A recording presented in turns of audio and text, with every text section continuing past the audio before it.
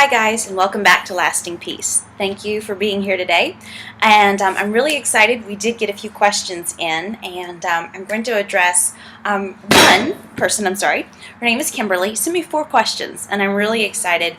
But I think one of them in particular, and it was not the first one, struck a chord with me, so we're going to start there. And I'll read it to you first, and I did write out an answer, which I will be sharing in the long term. But I'm going to try to kind of wing it in this conversation. I don't want to just read it to you, and my heart is really full with the composite answer. So I hope I can glean and express enough of the truths that I really want to get across. It's a great question.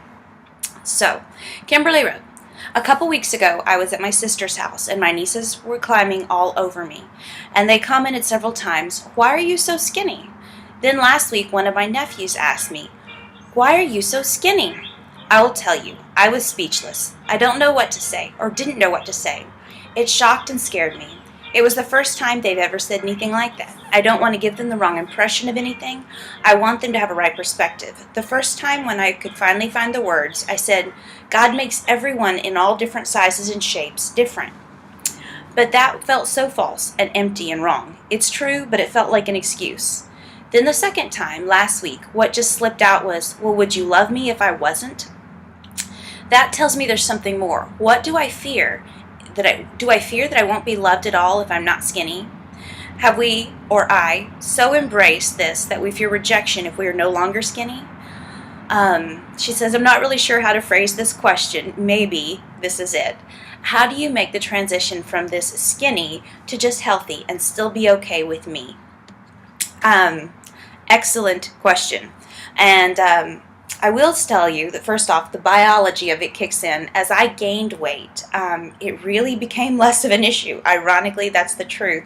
But I honestly began to see myself in the mirror as more lovely, more beautiful, and I began to fall in love with my body far more than I had in all of those years of trying to make it into something. So trust the fact that the biology will kick in. Your mind will come to peace with the way that you were meant to be.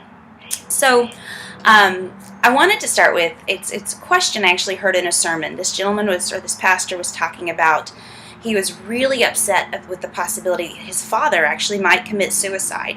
And he was seeing a counselor, and the counselor asked him, you've done everything you can do. What's the worst thing that could happen? And I know that sounds callous, but what's the worst thing that could happen? If his father did commit suicide, what was the worst thing? Would he live through it? Yeah. He'd be terribly sad. It would be hard to live through it, but he would live. He would live. Life goes on. So, on a much smaller level, obviously, we're not talking life and death here yet, depending on the level of the eating disorder, but I asked myself, what's the worst thing that can happen? What's the worst thing that can happen if I gain 15, 20 pounds? Honestly, what's the worst thing that could happen if I gained another 100 pounds and I was considered overweight? What am I going for? What do I want out of life? Well, I want to live long enough to enjoy my nieces and my nephews and my sisters. I want to enjoy coffee with my husband or ice cream with someone. I want to enjoy long walks. I want to be able to enjoy life. I really do. I want to engage with people. I want to be the person who has a shoulder someone can cry on. I want to be the person who writes well. All of these dreams have no bearing on my weight.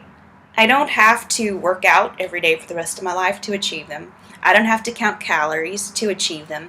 So what's the worst thing that can happen if I relinquish all of these mechanisms of control? The counting calories, the dieting, the intense exercise. What's the worst thing that can happen if I gain weight? Absolutely nothing. None of that will affect whether or not my family loves me. None of that will affect my eternal salvation. None of it. So I would encourage you, when you're faced with this, whatever your addiction or fear is, what's the worst thing that can happen if that fear came true? Would you live through it? Yeah. And imagine if it were a life and death situation. What's the worst thing that can happen if you get cancer? If you know Christ, the worst thing is actually your best thing. It's eternal life face to face with Jesus Christ. So I hope that makes some sense to Kimberly and to the rest of you.